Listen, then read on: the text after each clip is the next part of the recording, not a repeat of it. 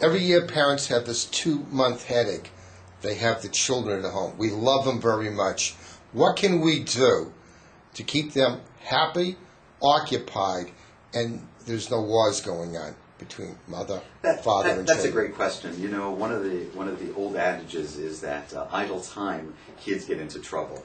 And summer is a great time for kids because they can have a great time, but they can also get into a lot of trouble. If your child is not going to summer school, which for many kids is an option, parents should really think about summer camp programs. And it's not just sleepaway camps. There are many programs in communities where you can send your children to a 1, 2, 3, 4, or 5 day a week summer camp just for the day.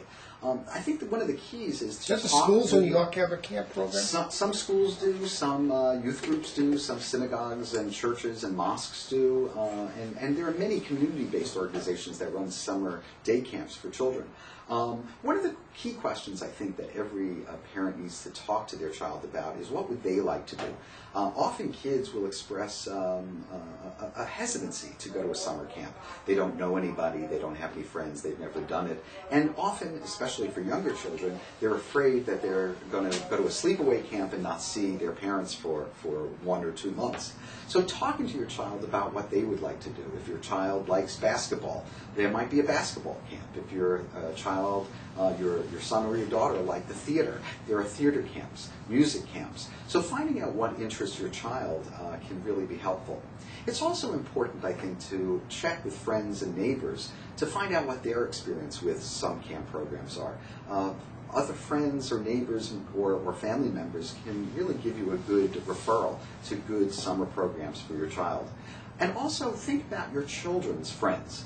Their parents may also be able to tell you what their kids are going to be doing this summer, and often pairing your child with one of their friends and saying that you and your best friend are going to be going to the summer camp program and spending the day together will often break that ice, and kids can have a great summer and still be safe.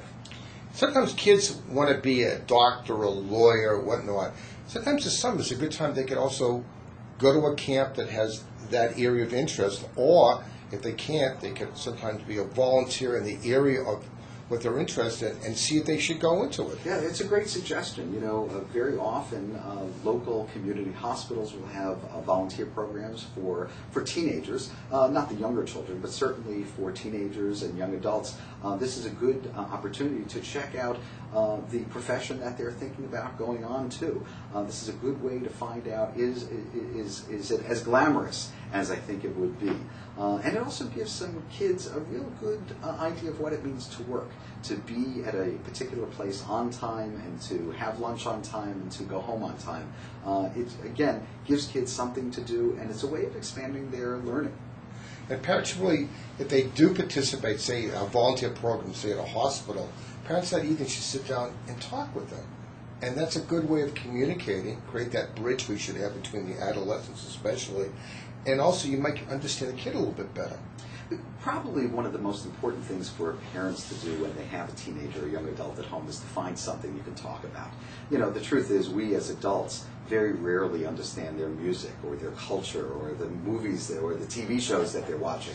But you know, when an adolescent or a young adult is doing something that they're excited about, that they find to be passionate about for the summer, sometimes parents can actually, and grandparents, can find and take that opportunity to actually sit down and talk to their adolescent about what they're doing this summer. And it's a great bonding moment because you finally found that happy ground, something that we have in common. A lot of kids go to college and they have this vision and they never did anything, and then they changed majors many times. This is a way that maybe they will have better vision and maybe the goals in life will be more realistic. Is that true? That's true. I really think it's important for somebody not to pick a career that they just think is glamorous, but to actually see what it's like on a day-to-day basis. And so working in a hospital for a kid who is interested, or an adolescent who's interested in health careers, I think is a great opportunity. But also look at some community organizations. You know, if your adolescent or young adult is looking at things like being a camp counselor to work with children, do they actually in fact understand what it's like and how difficult it is to work with children? Do they want to go into music or theater or be a teacher? often the summers are a great opportunity to volunteer and find out if that area is really for you. Thank you.